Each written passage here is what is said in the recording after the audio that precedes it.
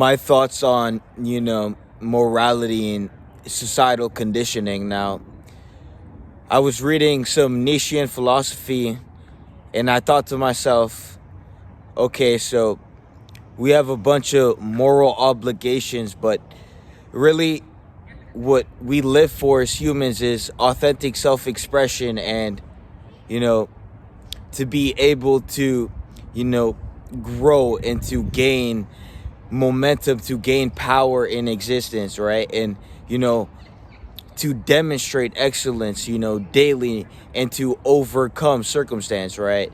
And so while I'm reading Nietzschean philosophy, I thought to myself, why do so many people hinder their self-expression? Why do so many people stop themselves from being who they want to be, saying what they want to say, doing what they want to do, despite the moral discomfort that might bring to some? So when we look at societal conditioning and then we look at people who they present themselves to be on the surface level, but then we take an in-depth look at their shadow and who they really are, right? When we look at them from an angle of, in-depth analysis, not just, mere surface dweller, perceptual, conceptual, interceptual, apperceptual, of ways of perceiving people. When we look at it in-depth, analysis of who people are, because you have to understand that minor discomforts can reveal, internal essences. So when we look at internal suppression and people are suppressing their shadow, right? Because they're displaying an individual who is morally correct, right? Who is societally conditioned to express themselves in a certain way, which is supposed to be like, that's a condition, that's a circumstantial circumference, that is a circumference placed onto your mind by the external world. So when we look at in-depth, when we look at the human essence, when we look at the spirit as a whole, it's all about overcoming self. It's all about overcoming existential conditioning and overcoming that eternal reoccurrence, which is, circumstance and all its problems, all the chaos that life will inflict upon you. And to, conform to society and to reject that internal essence is to, be able to, you have to be able to discern what's real and what's fake. Because when we have all this societal conditioning and we have all these people repressing who they really are, which is an animalistic, people can be very animalistic. And this is why I love Nietzschean philosophy so much, is because when we look at circumstance colliding with moral values, right? So now you take a circumstance and then you collide it with a moral value. You will obviously see that moral value be decimated by the velocity that circumstance will corrode your mind and spine with. So, you can pretend to be this, morally obligated fanatic, this individual who's thoroughly expressed and loving in all ways. But if we put you in a position where circumstance demands you to destroy that moral system, you will do it.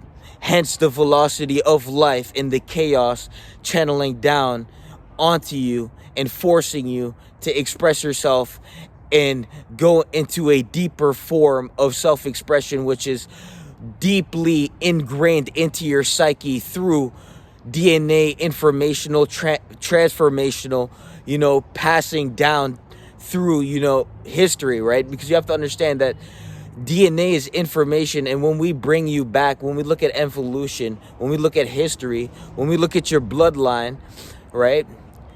A lot of people talk about how, behaviors can be transferred through DNA, which is 100% true, and not necessarily, behavior such as the way your parents would react to you if you didn't perform or conduct yourself in a certain way they would oblige you to conform to, but instinctual when we look at the fight or flight, right? That is instinctual, that is embedded in your DNA coding, that is embedded in who you are.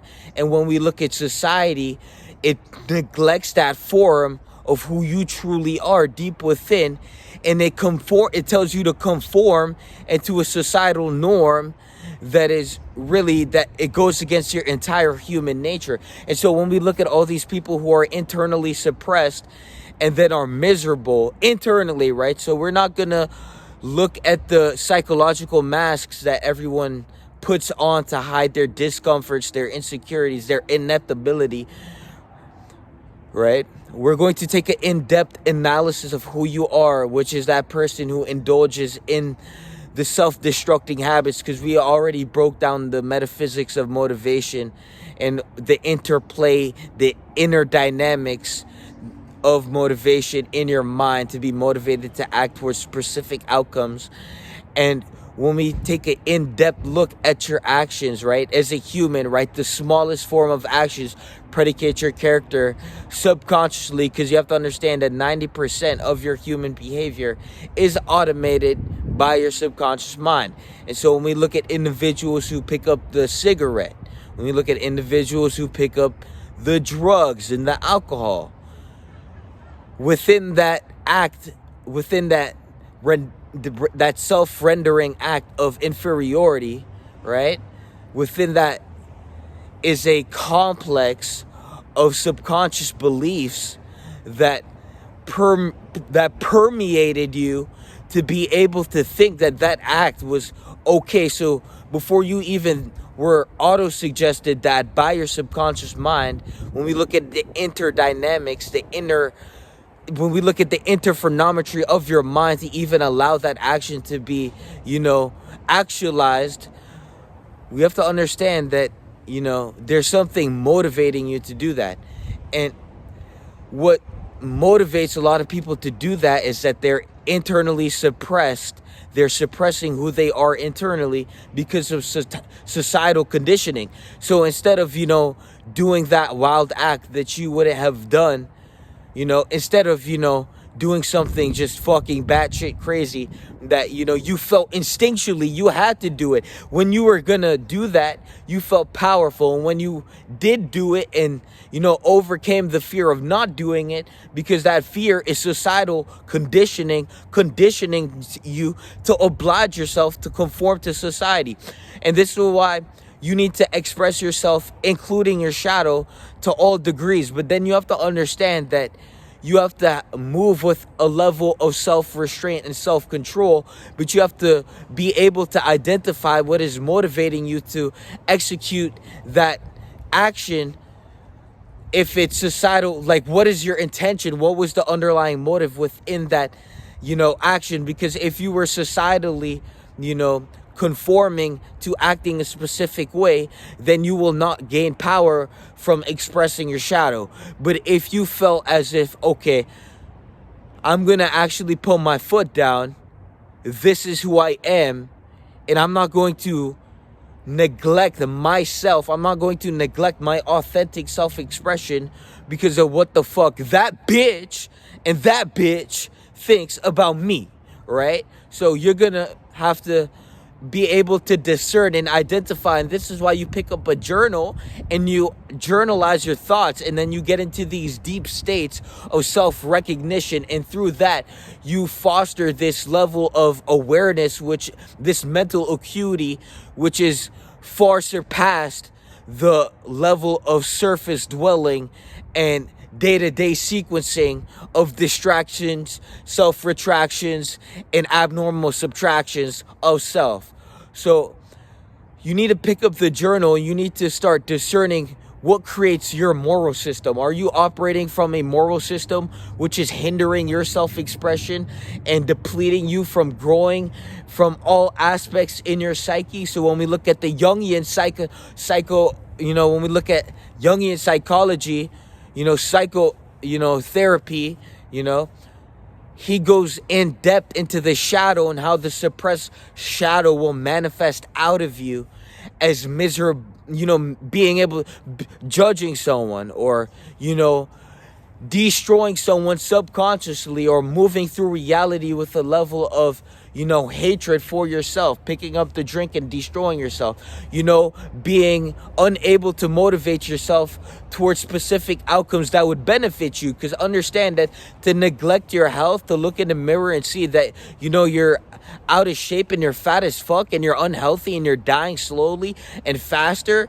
Well, dying slowly, but you're dying faster than if you decided to if you were motivated by self-love to move in the direction to choose growth.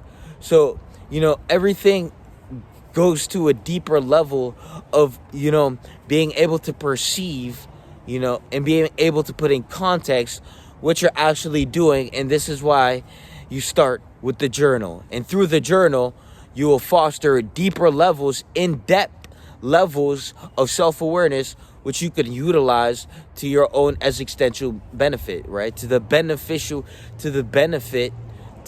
become a beneficiary of your own existence, instead of a self-depleting organism that needs to pick up some self-destructive incinerary item to self-incinerate themselves through carcinogen intaking. So you are providing your own destruction and demise.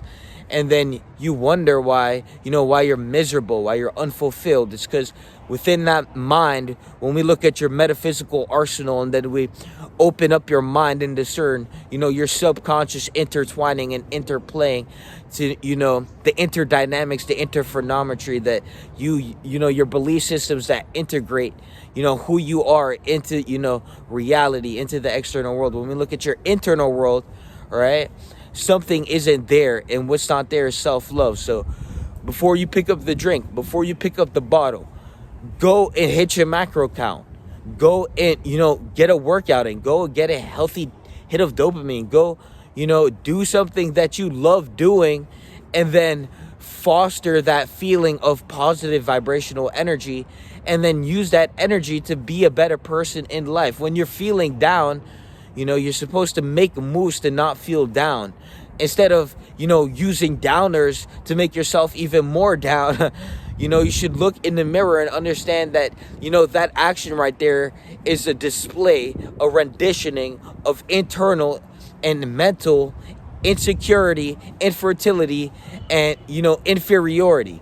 So don't be mentally inferior, but look at the superior choices on the board and then make the most superior one, which is usually going to be the hardest one.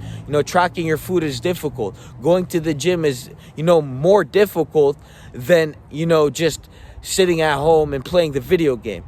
But the moment you start choosing what's difficult, you realize that you'll get stronger, and it gets easier, right? Because the task doesn't get, easier, you get stronger. And through that conquering of yourself, through that, growing of self, you're able to actually extract nectar from life, instead of, going through these erroneous ultimas and alternatives that really just point you to the abyss of self-annihilation, nihilism, and just really being, a underachiever, a lower version of what you could have been. Because as a human, your potential, if you're not living in that potential, if you're not fostering if you're not fostering in-depthness, if you are, faltering to ineptness and ineptitudes, then you are mentally inferior. And that was predicated by your conduct, that, your conduit, the way you conduct yourself, the actions you take, your daily habits. If you're not, making power moves on the board, then, you're doing something wrong. And so this is why you need to live life instead of, self-deplete yourself and be a self-depleting organism that, if you're not fit and sober and the monkey is fit and sober, well, guess who's inferior to a monkey? So community in the description, one-on-one mindset coaching in the description on my website. And, take the message and pull out the journal and foster deeper levels of awareness. How in-depth can you go? And how deep can you look within your soul to watch it unfold, and that character you're supposed to be and become, actually turn it into crystallized mold, right? So when we look at thought crystallization, that's it for today. Peace.